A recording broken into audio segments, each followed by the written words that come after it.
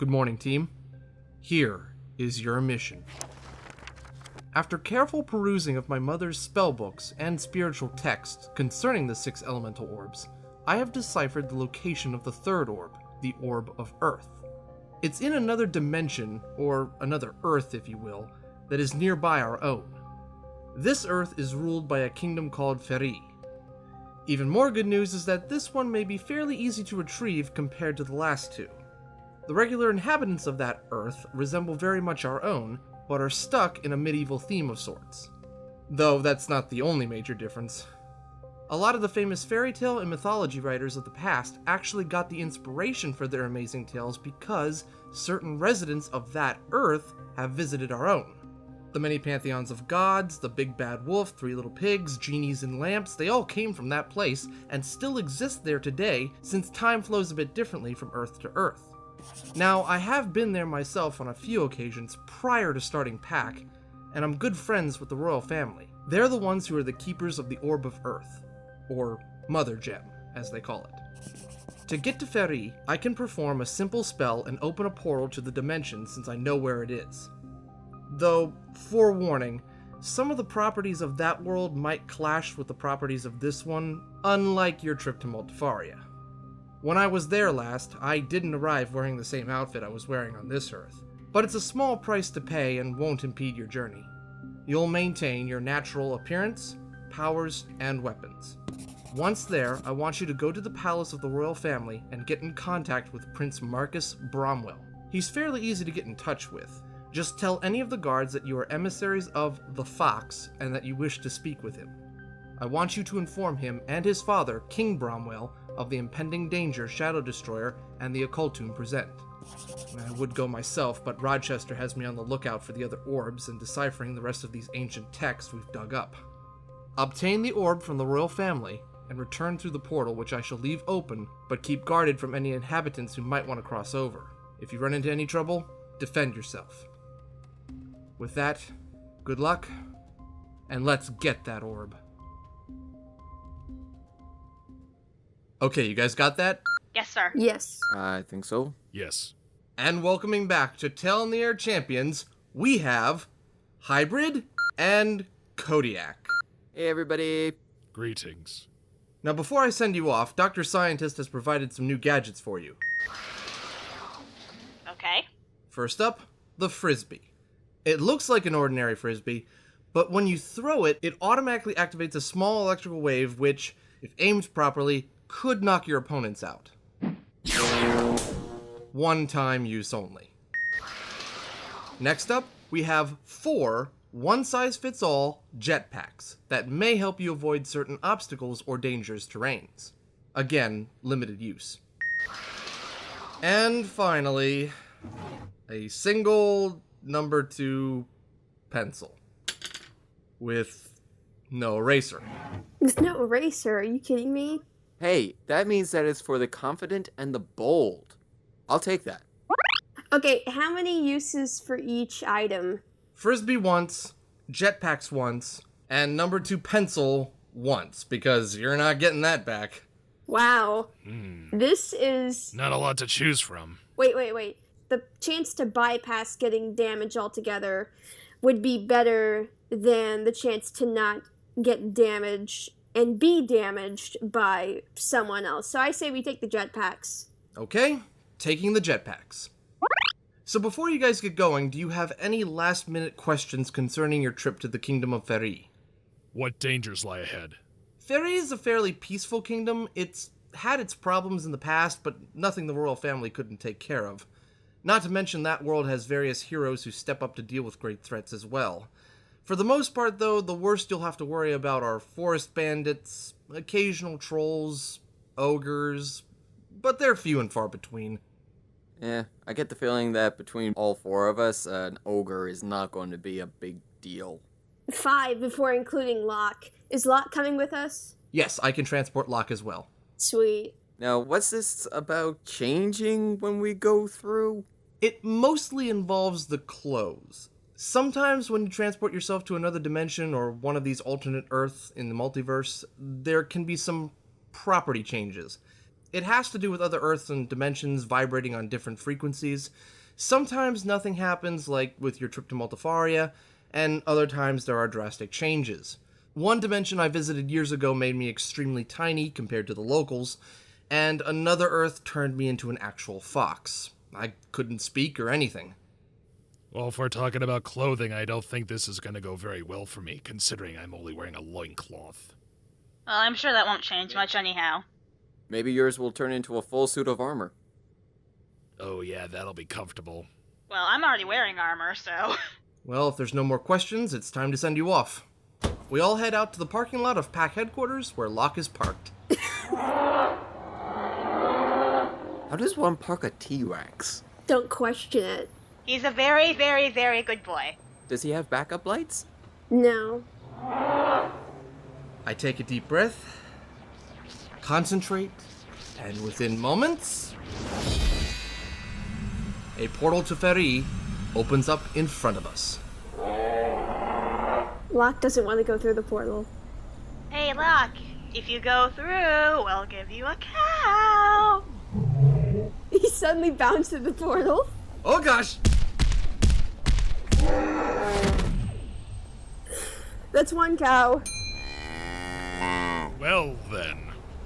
Bestia, I recommend going through next. Oh, yeah, don't worry about that. Locke, come back here. Bestia chases after Locke, closely followed by Hybrid and Midnight Flower. Kodiak approaches the portal, but then I hold him back for a second. Kodiak, before you go, I just want to let you know that I've been looking through my mother's old spell books and notes concerning dimensional travel. I haven't found anything concerning your dimension yet, but I promise that I'll keep looking as I continue to research the location of the other orbs. With any luck, my mother will have some mention of visiting or knowing about your world, based on the description you gave me. I thank you for trying. And with that, Kodiak jumps hesitantly through the portal. And in an instant, you're all standing in one of the many dense forests of Fairy. Okay, awesome. How do we all look? Well, Bestia looks like she's about ready to join Robin Hood's Merry Men. I can dig this. Midnight Flower, you look like you're ready to join the spirits of the forest. Oh, cute. So a nymph. Kodiak, not much has changed for you. The only difference is that some hastily put together armor has been added. Called it. And Hybrid... Come on, knight in shining armor here. Knight in shining armor. Hybrid. Hybrid, you're wearing a loincloth. What?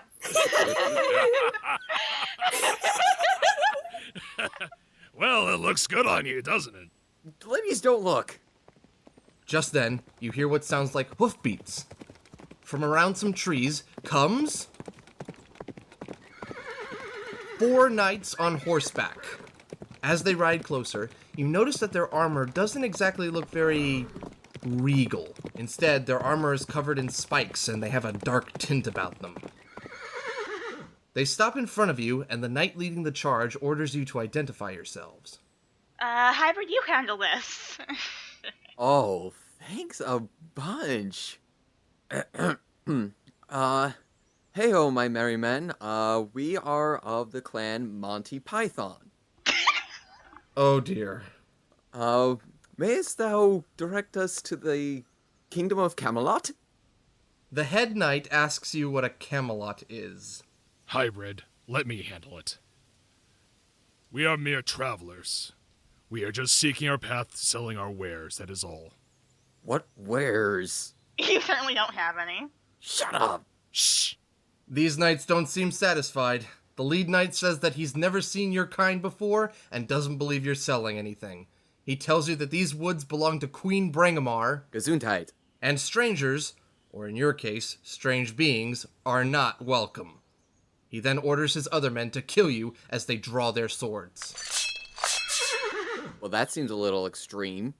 Okay, there's 4 of them, and it's Bestia up first. Locke's very very excited by the look of those horses. They look enough like cows that he's very excited. So I think I'm just gonna let him loose on those poor horses. Insert dinner bell. Okay. There's the dinner bell. Now let's see if this works. It's an 18! Yeah. Okay, so Locke does indeed eat the horses.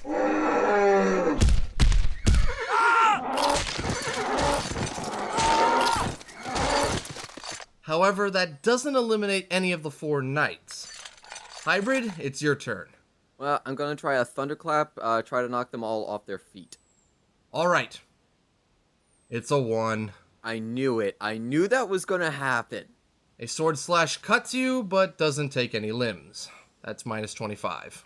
Ow! Alright, Midnight's turn. I pull out my sword and lunge at them. Oh, that's right. Forgot you had both a bow staff and a sword. Alright, cool.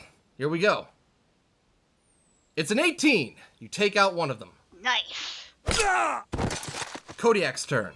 I believe I will send a fissure that will split and they'll fall in. Alright. It's an 11. They slice at you. No limbs lost, but minus 25. You okay, Kodiak? I'm fine. Looks like that armor isn't helping you any. Like I needed it before. Back to Bestia. I'm probably gonna send in Locke to try and just go after 1 or 2 of them, and I think I'll take out some... Well, it seems fitting. So, bear DNA, I guess. Okay, so you're both attacking the remaining knights. However many Locke has gone after, I will go after the remaining ones. Alright, since there are 3 left, Locke will take out 2 of them, and you can get the last one. Rolling. It's a 14! Yay! Locke takes out 2 of them. Bestia knocks out the last one. Also, that's 2 cows for Locke.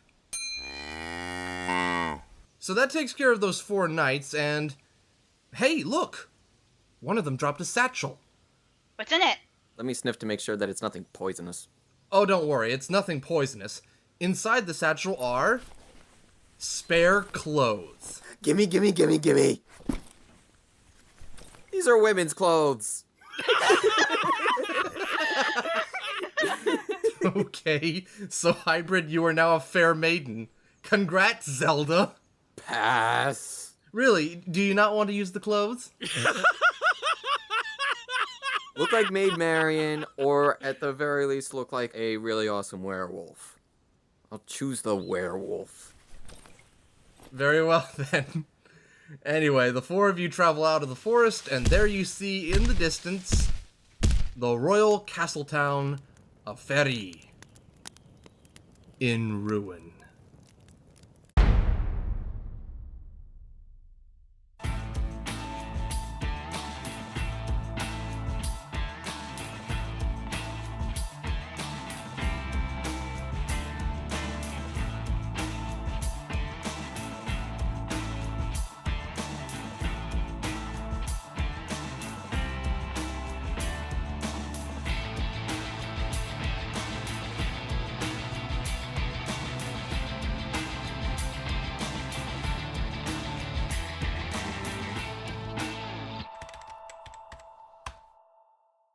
Thank you for watching Tale on the Air. The characters in World of the Champions RPG are owned by their respective owners. The characters created by our contestants are owned solely by the contestants.